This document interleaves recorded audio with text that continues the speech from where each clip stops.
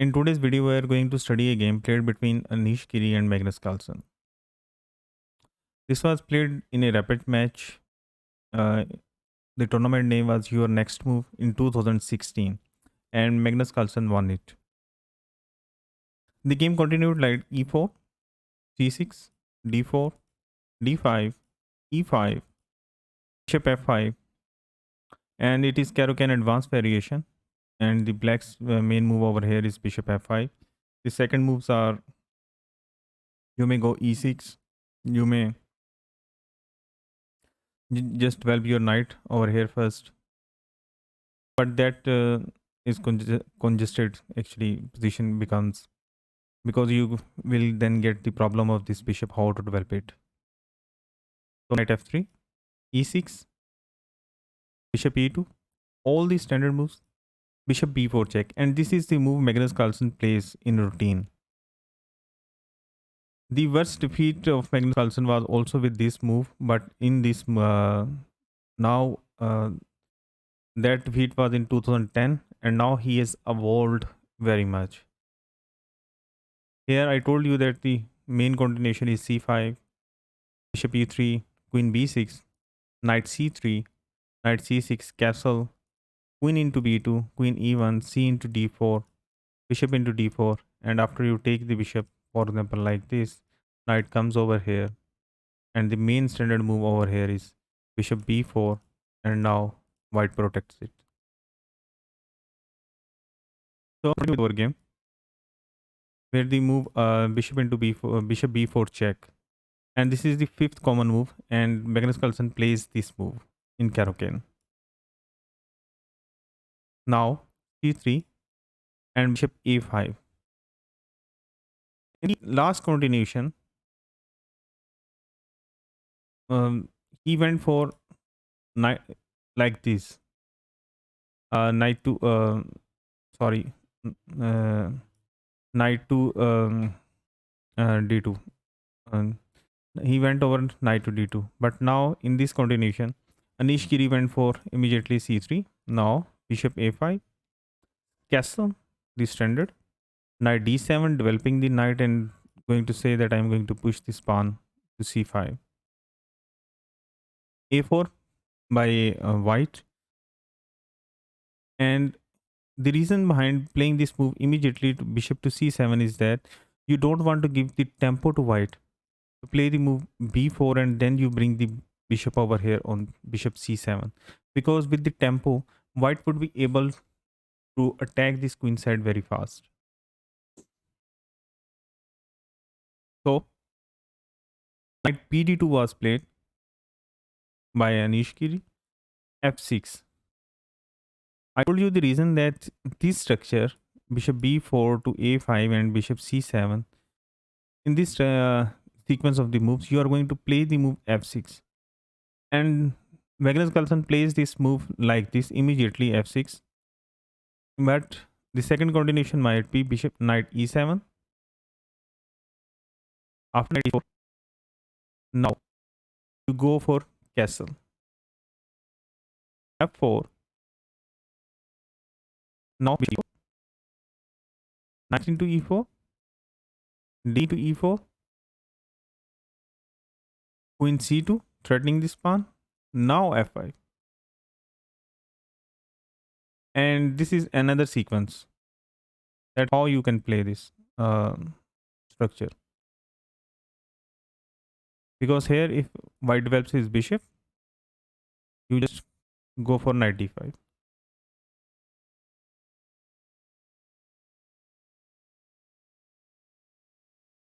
So this is and now rook e1, all the standard continuations, all still in theory. Knight a6 by Magnus Carlsen, developing the knight this way, and remember that in this structure, in this Caro-Kann structure, you may give up this knight over here. Your king side will be strong enough, and you will tuck away your king after castling to over here on h8, and you are going to just attack on this king side of white by bringing the both rooks over here. We will see in the game because now knight f1 and f into e5 and one is going to fall. D into e5, now castles. I told you that now this are centralized, and after white takes this knight, bishop into h6 and g into h6. Now you may see that when you bring your king over here, this pawn is in the way.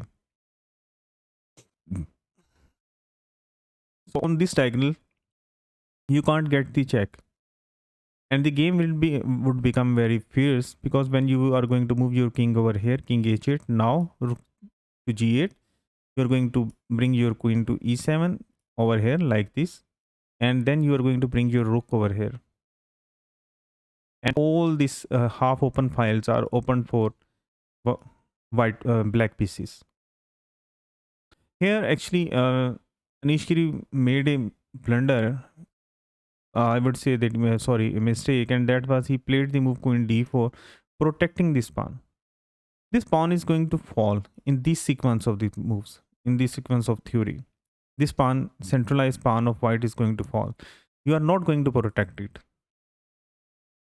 The main move over here was knight g3, attacking this bishop.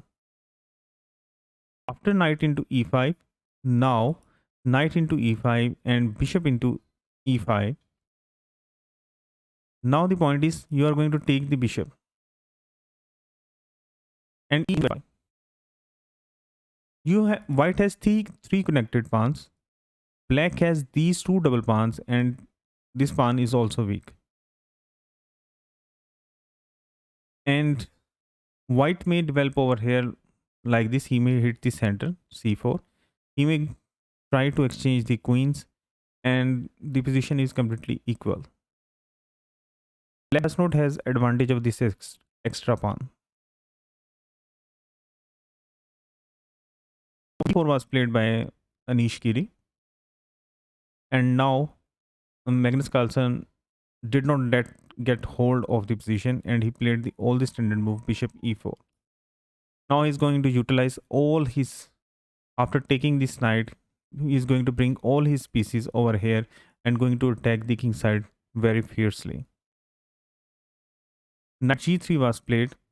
Instead of here, it was better to play the move a5 first, because the reason behind is that not letting this bishop over here come over here and going to hit this diagonal, and it is also a waiting move, because you are going to say that okay, you are going to take my knight, but my bishop is going to develop over here, and you will, when you will bring your queen to g5, now I'm going to play the move h4 first. After queen g7, now I'm going to play the move knight g3, and this is better defense that played in the game, and that was knight g3. C5. Now the game became actually equal. This move was a mistake. Instead, it was better to first take this knight, and after bishop takes it, now you go for this queen g5. You are going to take this pawn, and here this sequence of the moves, in this sequence of the moves, black is better.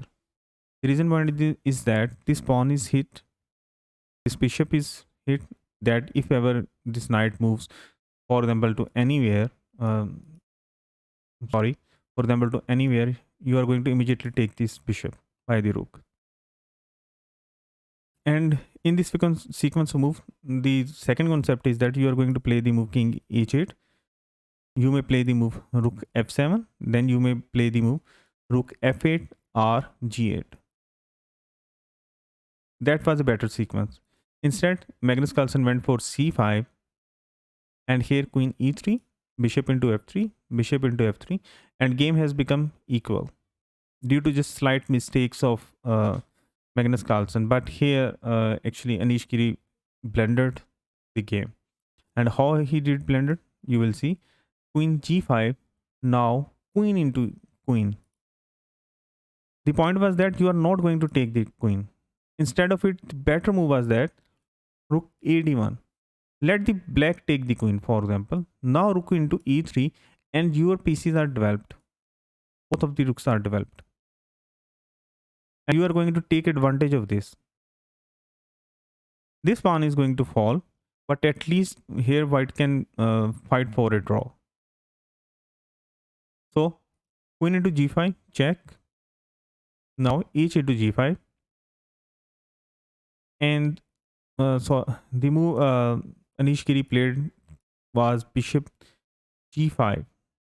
Sorry, g4, attacking this pawn on e6. Instead of here, it was better to immediately play the move rook e3. Because when now knight takes pawn, knight into e5, now rook a e1. If knight into bishop check, g into f3. And this pawn is protected. And then you can maneuver this knight like this, and you may exchange the pawn over here, might be. And if black goes for e5, now c4. This is the better try actually. Now you are hitting this pawn, and this pawn has to move b6. Now knight e4. Now see, in this sequence of the move, at least white has a fight. But after the move bishop g4, now a e8, immediately protecting the pawn. And this move has done nothing. Rook to e2 was played by Anish Giri. Now knight into e5. Bishop h5. There is no way. White bishop can't go anywhere. Instead of going over here on h5. Bishop h5. Hitting the bishop. Now rook d8. Now the concept of rook d8 is that you gave black the tempo. Now black is going to play these moves. And here you may say that if you play this move c5, this is a very juicy square for this knight. In my strategy, rook d1 was played by Anish Giri. Instead of it, it was better to play the move b3 first, taking control of this rank. And don't allowing this knight to come over here, or don't allowing black to play this move c5. Sorry, c4. The concept of this p3 move was that, and still white has some fight in the game, although black's position is completely overwhelming. So instead rook d1 was played, and now c4. Now black has complete control of this d3 square. Here knight f1 was played, and actually this was a blunder. The better try was that you play the rook to f1. Because now if knight comes over here, now you can take it. But if the knight does not come over here, the concept is that if black plays the move rook f6, now you may come rook fe1, threatening this. Knight has to move knight d3. Now rook into pawn. Rook into pawn. Now rook e8 check. Rook into rook, rook into rook. And rook has to come back, rook f8. And this was a better try instead. But although black is completely a winning position. So after knight f1, Magnus Carlsen immediately took control of this square and gave away this pawn. This pawn has no worth, because if white takes this pawn, then black takes this pawn on f2. And he's just going to bring his next rook over here. And this bishop is eyeing this diagonal completely, this pawn on h2. And here in this position, Anish Giri designed the game. I hope you enjoyed the video and have learned a lot from it. Uh, if you liked it, kindly subscribe and hit the bell icon button. Thank you very much.